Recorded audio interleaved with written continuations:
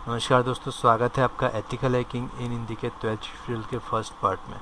दोस्तों, अब तक हमने स्निफिंग के कंप्लीट ट्यूटोरियल को लास्ट वीडियो में देखा। आज हम जानेंगे वायरसेस, वॉर्म्स और ट्रोजन्स के बारे में। दोस्तों, बहुत सारी भ्रांतियां हैं कि वायरसेस, वॉर्म्स, ट्रोजन्स और बैकडोर्स और मेलवेयर्स वगैरह सब एक ही कैटेगरी में आते हैं, पर एक्चुअली इन सभी में एक छोटा सा थोड़ा सा फ़र्क है। उसके बारे में हम जानेंगे। पहले इनकी डेफिनेशंस को देखेंगे, फिर इनके बीच के डिफरेंसेस को जानेंगे। आज हम ये देखेंगे कि इनकी डेफिनेशंस क्या होती है, इनके बीच का जो डिफरेंस है वो क्या है, और फिर हम ये देखेंगे कि अगर आप टॉप कैटेगरीज़ में वायरसेस को रखेंगे तब तक ऐसे कौन कौन से वायरसेस जिन्हें आप बहुत टॉप कैटेगरीज़ में रख सकते हैं, जिन्होंने बहुत ज़्यादा हार्म किया हो इंटरनेट को या कंप्यूटर्स को। तो सबसे पहले हम देखते हैं कि वायरसेस एक्चुअली होते क्या हैं। आप यहाँ डेफिनेशन में देख सकते हैं, a computer virus attach itself to a program or a file. Computer virus वो होते हैं जो अपने आप को किसी भी प्रोग्राम या किसी भी फाइल के साथ अटैच कर सकते हैं और एक कंप्यूटर से दूसरे कंप्यूटर तक ट्रैवल कर सकते हैं। ठीक ह्यूमन वायरस की तरह कंप्यूटर वायरस कैटेगरी के हिसाब से डिवाइडेड होते हैं। जो वायरस जिस पर्टिकुलर फील्ड के लिए बनाया गया उसी फील्ड में डैमेज करता है। मान लीजिए किसी वायरस को हार्डवेयर को डैमेज करने के लिए बनाया गया तो हार्डवेयर ही डैमेज करेगा। जिसे सॉफ्टवेयर्स के लिए बनाया गया वो सॉफ्टवेयर्स में ही वर्क करेगा। जिसे बनाया गया है किसी पर्टिकुलर फाइल को डैमेज करने के लिए उस पर्टिकुलर फाइल को ही डैमेज करेगा। Almost all viruses are attached to an executable file. जितने भी वायरसेस होते हैं सब एग्जीक्यूटिव फाइल में ही अटैच होते हैं। और वायरसेस का एक ड्रॉबैक ये है कि विदाउट ह्यूमन एक्शन ये स्प्रेड नहीं करते, ये फैल नहीं सकते, एक कंप्यूटर से दूसरे कंप्यूटर तक नहीं जा सकते। आपके ईमेल्स के अटैचमेंट के साथ आ सकते हैं, पर जब तक कोई ह्यूमन एक्शन नहीं होगा तब तक ये रन नहीं करेंगे।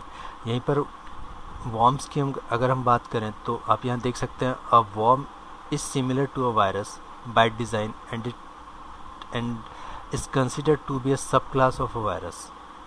आप वॉर्म को वायरस का एक क्लास मान सकते हैं या उसका एक सब क्लास मान सकते हैं, but unlike a virus it has capability to travel without any human action. ये सबसे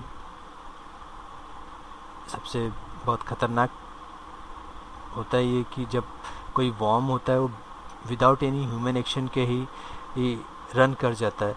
अगर किसी मेल को अगर आप ओपन करते हैं जिसके साथ कोई वॉर्म अटैच हो, तो जितने भी आपके नेटवर्क में जुड़े हुए लोग होंगे जो उस फाइल को या उस पर्टिकुलर मेल को उस पर्टिकुलर मेल से डाउनलोड की गई फाइल को अपने अपने कंप्यूटर में ट्रेवल कराएंगे, वो सारे कंप्यूटर्स अपने आप ही वॉर्म से इन्फेक्टेड होते चले जाएंगे।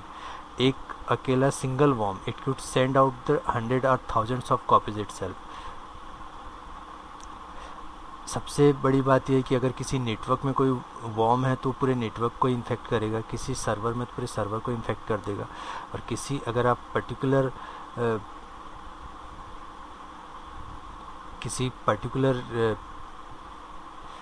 किसी फाइल जिस पर्टिकुलर फाइल में कोई वॉर्म अटैच है वो फाइल जहाँ जहाँ ट्रेवल करती है वहाँ पर वॉर्म से इन्फेक्टेड होता जाएगा।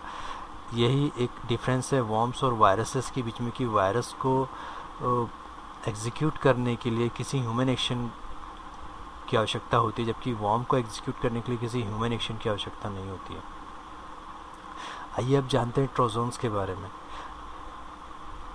ट्रोजन हॉर्स फर्स्ट लुक में कुछ इस तरीके का दिखाई देता है जैसे कोई सॉफ्टवेयर वगैरह होगा, पर एक्चुअली ये सॉफ्टवेयर ना होकर अगर ये एक तरीके का वायरस है या एक तरीका मेलवेयर है, अगर जो आपके कंप्यूटर में इंस्टॉल हो गया तो आपके पूरे कंप्यूटर को डैमेज कर सकता है।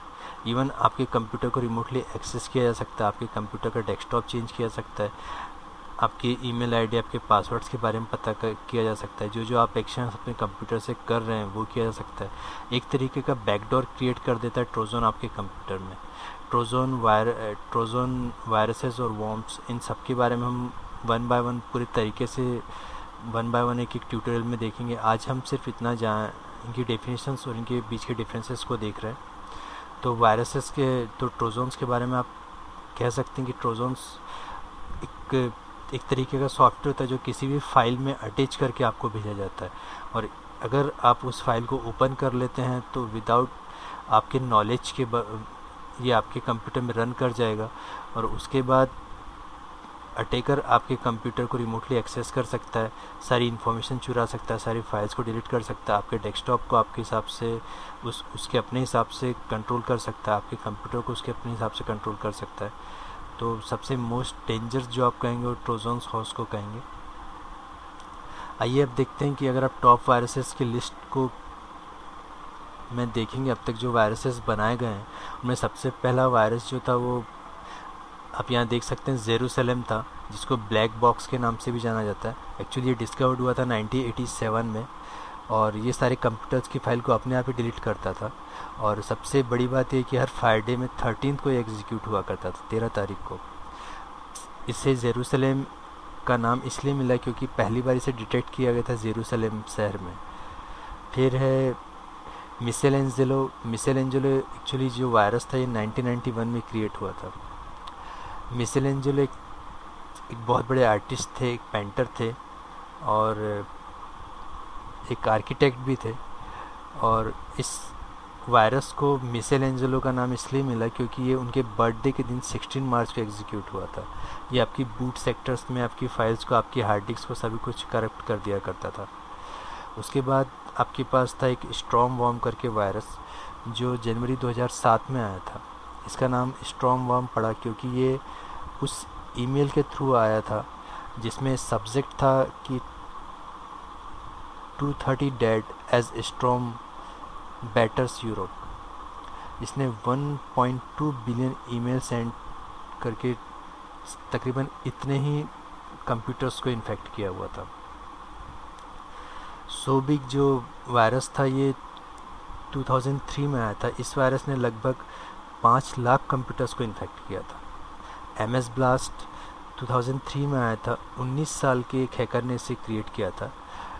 जब इस बात का खुलासा हुआ था तो उस हैकर को 18 महीने की कैद हुई थी, जिसने लगभग 50,000 कंप्यूटर्स को इन्फेक्ट किया हुआ था। मेलिसा 1999 में आया था और मेलिसा का क्रिएटर था डेविड स्मिथ जो न्यू जर्सी से था। और जब ये खुला हुआ, इस बात का खुलासा हुआ था कि ये किसने किया, जब ये न्यू जर्सी से जो डेविड स्मिथ था ये पकड़ाया था तो इसे 20 महीने की कैद हुई थी और $5,000 का जुर्माना हुआ था।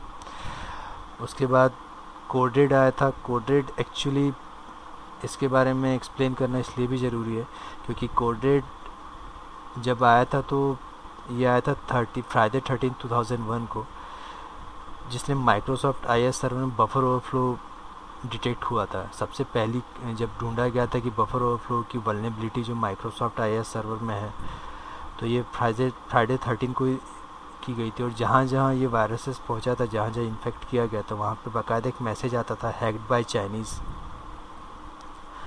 और उसके बाद एक और भी वायरसेस आए जिनमें सबसे अगर एक्सप्लेन करने की बात हो तो ये जो वायरस आया था आई लव यू, ये जो वायरस था ये सन 2000 में आया था और ये एक ईमेल के साथ आता था जिसमें लिखा होता था, जिसका सब्जेक्ट होता था आई लव यू। इसने तकरीबन 5 बिलियन से 8 मिलियन ईमेल सेंड किए गए थे और इसका जो क्रिएटर था वो फिलीपींस से था। और उस समय तक फिलीपींस में कोई साइबर लॉ नहीं था कि अगर आप साइबर कंप्यूटर के थ्रू कोई भी क्राइम करते हैं तो उसके लिए कोई सज़ा का प्रावधान वगैरह नहीं था, कोई साइबर लॉ ही नहीं था फिलीपींस में। और इस वायरस को क्रिएट जिसने किया था वो फिलीपींस से था। तो फिलीपींस जब इस वायरस को क्रिएट करने के बाद ही फिलीपींस में साइबर लॉ बनाया गया जिसमें 6 से 3 साल तक की कैद और $2000 तक का जुर्माना था।